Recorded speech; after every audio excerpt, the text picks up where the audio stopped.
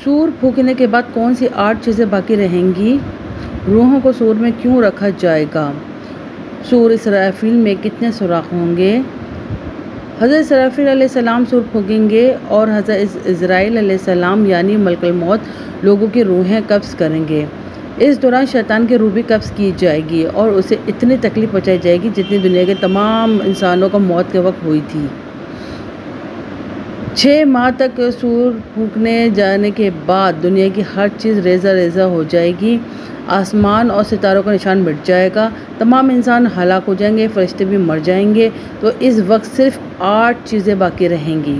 इन 8 चीज़ों में पहली अल्लाह ताला का अर्श, दूसरी अल्लाह की कुर्सी, तीसरी लोहो, चौथी कलम, 5वीं जन्नत, छठी दोज़ख, 7वीं सूर और 8वीं चीज़ जो बाकी रहेगी और रूहें होंगी, लेकिन रूहों को भी बेखुदी ज़रूर होगी। शाह रफ़ीउद्दीन मुहद्दिस दहलवी के मुताबिक बास उलमा मुहद्दिसीन के नज़दीक ये 8वीं चीज़ें भी कुछ देर के लिए मादूम हो जाएंगी और सिर्फ अल्लाह की ज़ात बाकी रहेगी।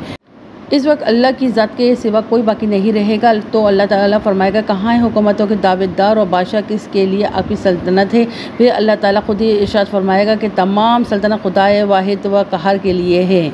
इसके बाद एक वक्त तक सिर्फ अल्लाह की ज़ात ही मौजूद रहेगी। इसके बाद एक मुद्दत के बाद अल्लाह ताला खुद ही तमाम चीज़ों को दोबारा पैदा करेगा और इस दौरान कितना अरसा होगा ये अल्लाह के सिवा कोई नहीं जानता। ज़मीन इस वक्त ऐसी होगी कि इसमें इमारतों और दरख्तों, पहाड़ों और समंदरों वगैरह का निशान तक नहीं होगा।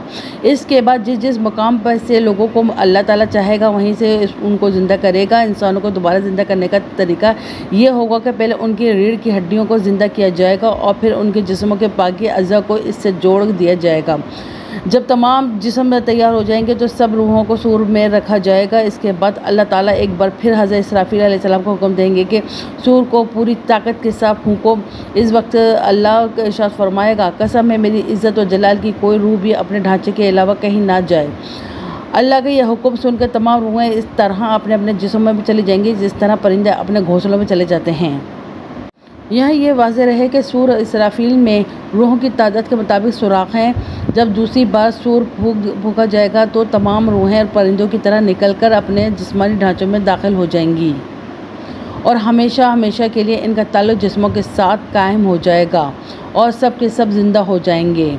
इसके बाद फिर सूर फूका जाएगा जिसकी वजह से ज़मीन फट जाएगी और लोगों को बाहर निकाल देगी। लोग गिरते पड़ते सूर की आवाज़ की तरफ दौड़ेंगे। ये सूर बैतुल मुक़द्दस के इस मुकाम पर फूका जाएगा जहाँ सखरा का पत्थर हवा में मुअल्लिक है। जिस्मों में रूहों की आमद और दूसरे सूर के फूके जाने में 40 साल का अरसा गुजर जाएगा। कब्रों में से जब लोग दोबारा ज़िंदा होंगे तो वो इसी शक्ल में पैदा होंगे जिस तरह माँ के पेट से पैदा हुए थे, यानी उनके बदन नंगे होंगे, इनका खतना नहीं होगा और दाढ़ी भी नहीं होगी। इरशाद खुदावंदी है, जैसे कि हमने इस खलकत को अव्वल मर्तबा पैदा किया है इसी तरह दोबारा पैदा करेंगे।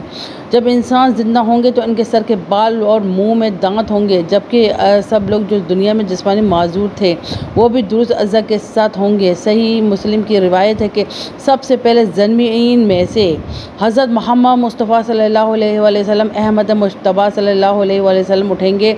आपके बाद हज़रत ईसा अलैहिस्सलाम और इसके बाद जगह जगह से अंबिया अलैहिस्सलाम उठेंगे।